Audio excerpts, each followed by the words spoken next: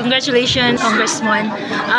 Unsay imong first gyud nga buhaton isip elected ng Congresswoman sa 1st District sa pagkaron sa July 1 pagsugod nimo sa I have already committed my platforms to the people of the 1st District.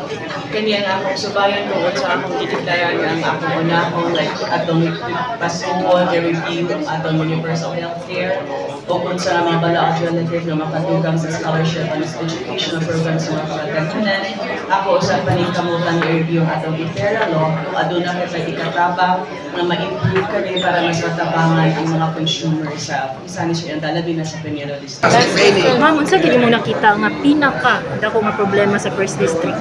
I think it's the healthcare system sa atong distrito and ang pagkawang sa mga priority projects sa atong mga kabaranggayan nga napasagdan kaayo. Daghan kayo panginahanglan atong mga kabaranggayan nga wala gayud na atiman. So mao ka nang atong unahon, and of course ang mga problema sa mga consumers sa ilang kuryente, sa tubig, educational program, and importante gyud ang healthcare program na may.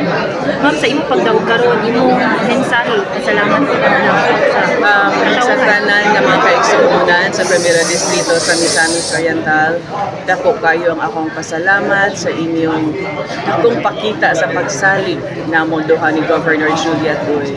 Makasalig kayo kamo akong isang akong kisaan nga paningkamot, pati akong ginabuhi akong halan para matagaan og katumanan kining tanan.